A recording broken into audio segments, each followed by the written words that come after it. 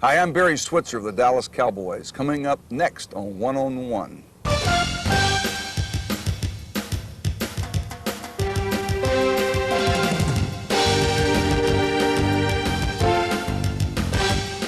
Hello, everybody, and welcome back to the fastest half hour in television. You know who our guest is, and we'll come back and spend some time with the rookie head coach of the Dallas Cowboys, Barry Switzer, right after this. Don't go away.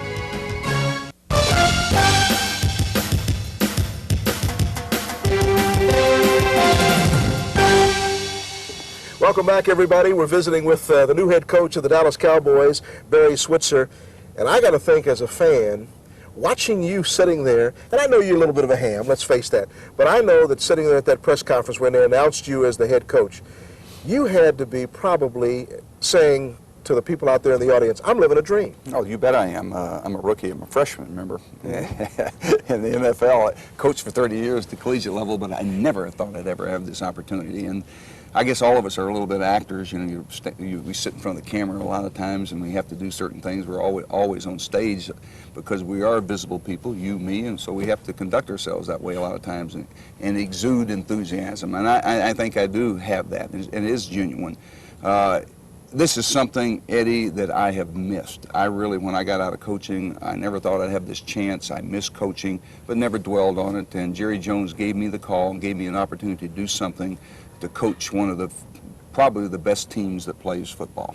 I just heard you say something. You said when Jerry Jones called you, you didn't seek this job? No, I didn't seek the job. I never thought I'd ever have a chance. When I got out in June 1989, June 19th, I resigned. I said I'd never coach at the collegiate level again. I'd noticed in my resignation, I never said, well, I'll never coach at the professional or collegiate. I wasn't that presumptuous. You know, I really never considered it. It never crossed my mind. And obviously I was out of coaching for 5 years, and I was involved in other areas, other arenas, and I diverted all my enthusiasm, attention to those businesses, and was very successful doing them. I'm sitting on my couch in Norman, Oklahoma, and I get a phone call from Jerry Jones, and he says, I want to ask you 2 questions. Do you want to coach again, and do you want to coach the Dallas Cowboys? And I said, Jerry, I'll think about it. Call me back in 3 days. I didn't say that. That's fiction. You were, and you know this, people have said this before, at Oklahoma, you were bigger than life. I never thought that there would be anybody walking that sideline but Barry Switzer, and you had to feel that way yourself. No, I didn't feel that way because I've always known the big picture, Eddie. I promise you, anybody that knows Barry Switzer feels this way. Anyone that makes me out to be more than what I am, it's their fault. It's not mine, because I'm not going to live up to that. I know that how things happen and why things happen. I've always been a team guy. I've never been a I or a me guy. I've been a we and an us guy. I know how it works at any level. And I never ever thought of myself being the king or these things said about me. What happens is when you have tremendous success and it goes over a long period of time, those on the peripheral create these labels, these images. They give you these names and these tags. I don't go around with a t-shirt on saying, I am this. I don't ask for it, and I don't try to live up to it. I don't think that that's important. I just try to do a job, have a good time, and know my priorities in life, and my professional job is coaching. Hey, but there are more important things than football out there. By the way, we're visiting, in case you just heard, we're visiting at the Dallas Cowboys training site, so we're going to hear the planes overhead because the Dallas-Fort Worth Airport is nearby. Question for you. You have spent your life with your background. I've read your book. Good. You buy the hardback, it's $3. I make $3 off the hardback. I only make 90 cents off the paperback. I'm not going to tell you what I spent, but I read your book, and I know from reading that book, and I recommend it to a lot of people, the fact that you went deep into the rough neighborhoods to bring out some talented young kids. You cared about your youth. Well, I think that when I grew up in rural South Arkansas, when you grow up in the 40s and the 50s, early 50s, I lived way out on a gravel road and rode an old yellow dog school bus to school. I was the only white family that lived probably within 5 miles of another white family, but there were 12, what I call them 12 black shanties down the road. My friends were young black kids my age. I spent all my time up there shooting buckets in their backyard in those shotgun houses, eating and playing in their homes till I was old enough probably to drive a car to get to town, to get to the pool hall or to the movie or the bus station to play the pinball machines and things. So I grew up in an environment that I never understood any difference about people, black or white. And when it came time for me to be in my profession and recruit in the 60s, when the emergence of the black athlete exploded in college and the collegiate game, I was prepared. There were a lot of coaches I know that got out of the game because they didn't know how to cope with what was occurring and happening throughout the United States. And in the southwest area of the United States, it was I was there at the right time, at the right place, to be able to capitalize on my youth, my background, my environment, and so that has had a great part of my success is the fact that I had those experiences in my youth. So as a wise man once said, Barry Switzer is able to appreciate his successes now in '95 because he remembers the way it was in the early days. Well, I think so. I think we're all a product of our environment. We're all a product of our educational systems. We all have our mentors and tutors, whether it's in football or academia, wherever, you know, and we always remember those experiences. We relate to those experiences, and that's why we become what we become. And I've never forgotten that, and it's always been, you know, something that's aided me throughout my career, because my career has been nothing but dealing with people. It's communicative experience, a motivating experience, and I've utilized that, I think, to my fullest extent. No one will ever say I'm a good football coach. They always will say I'm a good recruiter, and they'll always say I'm a motivator and those type of things. I always thought I was a pretty good football coach when I was an assistant. You know, I coached some of the great football teams in college football, but I don't care what my labels are. People give you those, you know, on the peripheral, but I think that I know some of the keys to success, whether it be at the collegiate level, professional level, or in business. Well, your cornerstone will probably always say, in my feelings, is that you cared, because you knew what some of these kids from these rural areas were going through. This is what you indicated. They didn't have the bus fare or whatever, and I was penalized because maybe in some way or another I saw them get it. Well, here's what happens, Eddie. You know, when I resigned in June 1989, I said I'd never coach again at the collegiate level, and the reason why is the fact that if you care about your family, the kids in your family, I'm not just talking about my children, which obviously I do, 3 of them, most important thing in my life, my number one priority. But if you've got 120 kids, there are some of those kids that have different needs from other kids. Some of them are from underprivileged single-parent homes. Some are fortunate to have fathers. Most of them don't know their fathers, and their mothers were uneducated. They had children at home. They had other kids to feed and raise, and they had nowhere to turn but to the coach that recruited them, who told that family, if he comes to my school, I will take care of him. I will help him. I will help him be what you want him to be. You send me a good one, I'm going to send you back a good one. And that's the theme that I've always used and felt was necessary and was honest and a sincere approach. So I get this young man into my family because he trusts me, and the woman trusts me. So what happens is that when they need help, that's tremendous pressure a college coach lives under. It's hard for me to close my door, because I was a guy that always said, you know, I gave a kid a second chance. A kid's in trouble, I'm going to help him. I know that a lot of times it violated the NCAA rules. I didn't care, because he was a good kid. He didn't have his hand out. He wasn't a street guy. He couldn't con me, but he had a legitimate crisis that nowhere else could he turn but to me, the coach. And that's why I didn't want to coach again. I don't want to have to deal with those pressures. The door was always open. Kids come into my room, they walk to my office. They weren't walking over to sit down in front of me and tell me, Eddie, hey, how's your day going, Coach? You having a great day? Oh, I made an A on the test. They closed the door. They walked over to me, they sat down. They said that either the girlfriend's pregnant, there's a death in the family, there's some crises that's probably going to have to handle financially. These things are from $15 here, Coach, to fill a tank of gas for someone to get me home that's going to give me a ride back 300 miles to my hometown. All these things, in professional football, it's a job. 8 to 5, they're paid well, and they have to perform to a certain level to be able to keep those well-paid jobs. On the peripheral, I never have to deal with any of their problems, any of their crises, thank God, and that's why professional football is so much more fun and certainly easier to coach in the collegiate level. talking about fun and coaching. We'll get back and ask him what it's like with Troy Aikman when we come back in just a moment as One-on-One continues. Stay with us.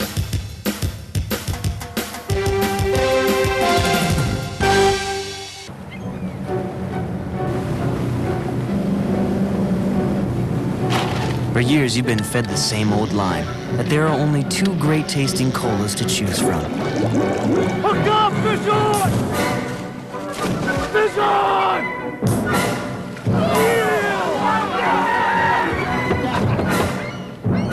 Hey, you don't have to swallow that. Drink RC and you'll look at colas in a whole new way. Tom, can I see you for a moment? Yeah. You sent that package FedEx like I asked, right? Well, Carol, sometimes you've got to be your own man, woman. Blaze your own trail. Stand on your own 2 feet. Break away from the herd. March to the beat of a different drum. Stare fate in the eye. Zig when the other guy zags. Package never got there, did it? No, not even close. Oh. Carol, Yes, Tom. will this affect my raise? Well, you just gotta bite the bullet. Next And time, burn, use burn, FedEx. burn, get right.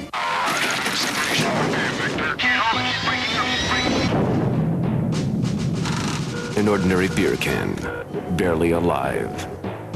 Gentlemen, we can rebuild it. We have the technology. We have the capability to make the world's first bionic can. Coors Light will be that can. Better than it was before. Taller, thinner, silver. Next on the Coors Light channel.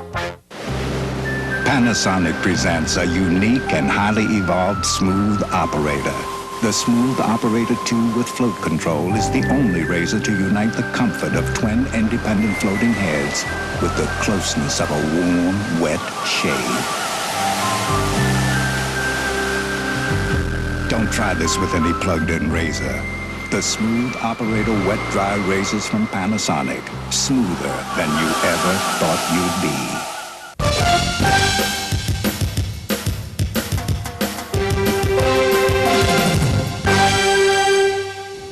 We're truly into the fastest half hour in television. Welcome back, everybody, and I wish we had an hour, Coach, but we don't. Got to ask you something. You had Troy Aikman under your thumb at Oklahoma, but he wasn't the quarterback in that situation. So you helped him get to UCLA, and you've been reunited. That's got to be a good feeling. Eddie, you don't know what you're talking about. He was a good player in my system and was my starter his sophomore year. Was a great player. I saw him as junior in high school, Eddie, and I knew he was something special then. I offered him a scholarship first time I ever saw Troy Aikman. I walked up to him and said, I want you to start thinking about playing for the Sooners. You'll be a great player at the University of Oklahoma. First time I ever saw him throw a football. He was special. And he could throw the ball then as well as he does today, and probably stronger. Troy told me before he had his operation he's probably stronger armed then than he is today. But he came to Oklahoma, was played as a freshman. We wanted to redshirt him, had to step up because of the situation I want to get into. But I'd lost 2 quarterbacks. But he started for me as a sophomore. Okay. He broke his leg in a game that he was already 6 out of 7 throwing the football to Keith Jackson, a great player, to Derek Shepard, who played for the Cowboys. Was surrounded by a great defensive football team. We already mentioned Bosworth, Dante Jones, a lot of great players, Tony Casillas. We had a great football team. He had thrown 1 touchdown pass, run 48 yards on an option for another that was called back. We're leading in the ball game. Jerome Brown breaks his leg, and Troy sits on the sidelines the rest of the year and watched Jamale Holloway, a kid from Los Angeles, Banning High School, come in. Jamale takes us all the way to a national championship. Well, Troy, obviously, I saw the hurt and the disappointment in his eyes on the sidelines and the crutches. He's my quarterback. He's my starter, and he could have done the same thing. We probably would have beaten Miami that day if he hadn't broken his leg. But what happens is that the young man comes in the spring and says, Coach, I'm thinking about transferring. I knew this was going to happen. I knew sooner or later I'd have to deal with this. And I understood it more as a father-to-son type of relationship than a coach-to-player type of relationship, because I wanted nothing but best, because this is a class young man that is a great football player. I knew he wouldn't be happy splitting time with Jamale Holloway and being that type of quarterback. So the media didn't lay it out there right. Troy did, and I never worried about it because Troy and I knew what happens. And the media, 50% of the things they write about, they don't know what they're writing about, Eddie. You know that, or talking about, right? But anyway, but what I'm saying to you, Troy, I was never concerned about that because Troy and I knew the truth. So I made the phone calls. I said, Troy, I understand. You pick the schools that you want. First, let's find out where you want to go. And he said, well, these will be the schools. You pick 3 of them. And I called all the coaches. He went and visited. I told Terry Donahue, I said, Terry, you take him. He will be a great player for you. He will be drafted in the 1st round, and you'll never regret it. So the rest is history. Exactly. What's the feeling now, being reunited? Because you're both good friends. No, we're not letting him transfer. He ain't leaving this time. Jerry made sure of that when he paid him $50 million. So it's sure an entirely different game, isn't it, Coach? Oh, it's great. It's you know, and there's no different at this level, and it was at the collegiate level. I promise you. Just more quality. Guys, you know, it's more quality and the same things. You know, it doesn't make any difference what a guy's bank account is, whether he's all pro or all of these things. You know, if you're a competitor and you believe in the system and the players around you and what you're doing is the right thing, hey, these guys go out and respond in every way that they can. They go lay it on the line. They spill their bucket for you, and that's no different at the collegiate level. The difference here is that we've got people with more time, more hours in a day to prepare them better. But, Coach, you had to hear all of the horror stories about the professional athlete with all this money, being pampered, being a crybaby. You had to hear those stories. Well, sure, but you people make them that way. See, these guys, they are, hey, there's no question, they are spoiled and they are pampered. But that doesn't keep them being great competitors. I mean, they are paid well to do what they do, and they do it well. And that's the thing of their work ethic, the way that they go about their business. Their commitments and willingness to prepare is excellent, and that's all you can ask as a coach. Now, you've already told us, Coach, number one, that you love this game, that you're living a dream, but when you're walking the sideline, I want you to tell us, are you still with goosebumps being the head coach of the Dallas Cowboys? When you're walking the sideline, we see the television camera on you, a national game. Are you still living a dream and got goosebumps up and down, thinking that I am the leader of this team? Well, I don't think about me being the leader of the team. I don't get into that. I'm a team guy. I promise you, I'm the last guy to leave the dressing room. I don't come out 2 hours. I stand there till the last player leaves before we come out. I sit in there with the linemen, the offense, and the defensive linemen. I sit there with them. I'm not out there. I don't care. My ego doesn't, I don't need that. And prancing the sidelines and thinking I'm the head coach, that's not important to me. I promise you that. That doesn't feed me. Yes, I'm excited. I love it. Yes, I get butterflies. Yeah, I like to compete on game day, you know, when it's that time. But I like all the other things that go with it. I like the week, the preparation, the preparing to go be on the sidelines and play that 60 minutes in combat. That's what it's all about. So it's you guys it's not practice. Showtime. It's not the day you go. I like it all. I like every bit of it. No, I don't like every bit of it. You know, the worst thing about it is having to deal with the media constantly. Doing shows like this, doing the TV show, the radio shows, the interviews, all those things that detract and take away from, at least at the collegiate game, we didn't have to do, but I'd rather do this than deal with all those crises my players brought to me. I'll deal with the media first before I deal with that again. Well, I'll tell you one thing. I'm happy to be dealing with honesty, sitting right next to Barry Switzer, and we'll continue just a little longer with this man and his honesty right after we pause for these messages. Stay with us. Carrie Novak won't waste a minute battling her cold. Pills take time to dissolve, so she'll rush relief with the effervescent power of Alka-Seltzer Plus cold medicine. It's ready the moment you take it, rushing powerful medicines to soothe your aches, relieve your runny nose, free your breathing. Okay, now, today I'd like to talk to you about adding color and texture. Nothing rushes relief like Alka-Seltzer Plus. If you want to move ahead in any career, you have to know what most employers want.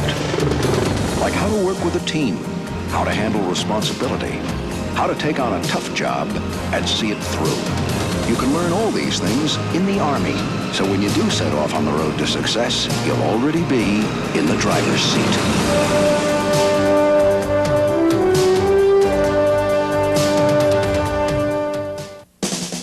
Sports fans, you've seen the bet. Now Marv Albert's here to show you the rest. lots of horsing around in the world of sport. There's 45 minutes of non-stop fun in Marv's great new video, the hilarious Albert Achievement Award.